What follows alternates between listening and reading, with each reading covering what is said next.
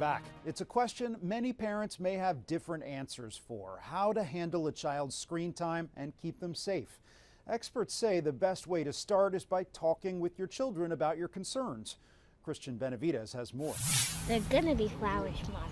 As 8-year-old Elia blossoms into a young adult, her parents know sunlight, not a screen's blue light, will help her to grow. I am a little afraid of what I'm gonna have to face the older she gets, but I'm also realistic in knowing that this is just the world she's growing up in, so I have to have real conversations with her. Sia Chekwa and her husband keep close eyes on the tablets their children use, but outnumbered 3-2. They worry about what slips through the cracks. Is it age appropriate? Can someone talk to them on there? Is something going to pop up that I don't want them to see? Those are our biggest concerns. That's a concern shared by many parents. According to the Kids Mental Health Foundation, the top fears parents have around screen time are privacy and safety concerns, exposure to misinformation, and not socializing in person. We know that kids that spend more than 3 hours on social media a day have higher risk of things like depression and anxiety. Ariana Howitt is the foundation's executive clinical director. She recommends explaining time limits and potential consequences ahead of time. Kids, their brains are developing. We cannot expect them to set their own boundaries. Kids are not going to put their phone away on their own. 8 in 10 parents say they actively do something to manage screen time. The Chekwas set time limits. They also get help from Elia, who keeps tabs on what her little brothers are watching. When you're busy with work and you're running around making dinner and all those things, just making sure that everyone's on the same page in the household, I think it's important. Keeping the family on the same page as the kids travel the digital world. Christian Benavides, CBS News, Miami.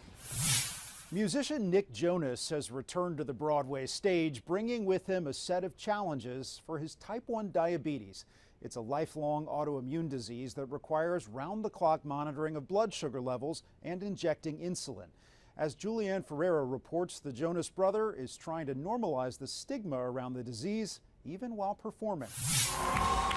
Nick Jonas is back on stage, taking on the role of Jamie in the Broadway production of The Last 5 Years. It's really liberating. You know, there's no place where you get to combine all these things in one place: singing, dancing, acting, and storytelling in the way that you can on the Broadway stage. Jonas is a leading man managing the physical toll of 8 shows a week, along with type 1 diabetes. He learned his diagnosis at age 13, around the time he and siblings Joe and Kevin formed the Jonas Brothers. I come in, I think, with a real focus and sense of understanding of the importance of any project because of the amount of times I have to make real-time decisions while living with this disease.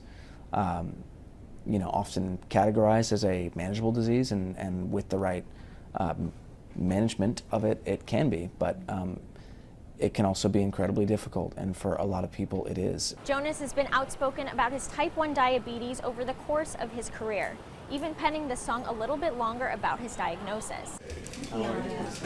He invited Dexcom warriors to a special viewing of his Broadway show.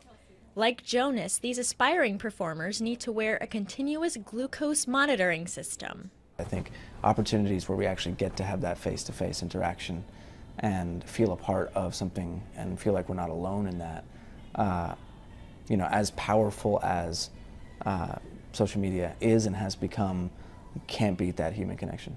The 32-year-old doesn't hide his wearable device on stage. It's a normal thing, and there's so many diabetics out there who wear their devices proudly, and he's one of those people, and I think that's awesome. He was super transparent, he was honest, he was caring, he felt like a real human, and as someone who grew up watching him, I was truly inspired. Jonas continues to live his dreams under the bright lights, while showing others with diabetes the disease doesn't have to define them. Julianne Ferreira, CBS News, New York. There's no monkeying around when it comes to surviving in the jungle. Scientists have captured new video of chimpanzees giving first aid to themselves and others. As Tina Kraus reports, this builds on a breakthrough discovery made last year that chimps use certain plants to self-medicate.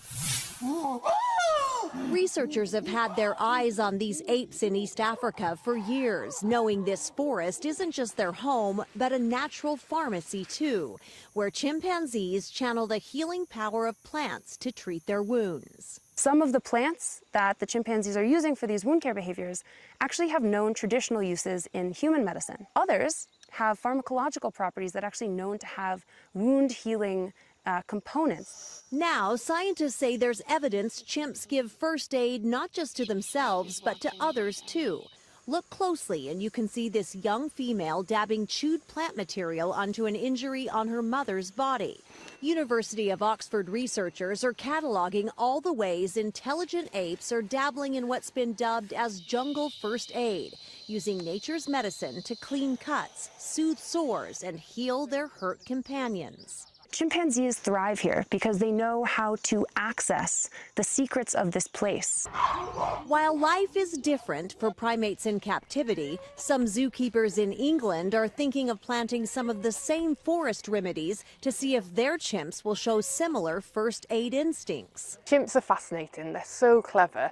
Scientists say they'll keep studying our closest kin in the wild, hoping to uncover the roots of our relationships. Tina Kraus, CBS News, London. The natural instinct to care. That's Eye on Health for this week. I'm Bradley Blackburn. Thanks for joining us, and be well.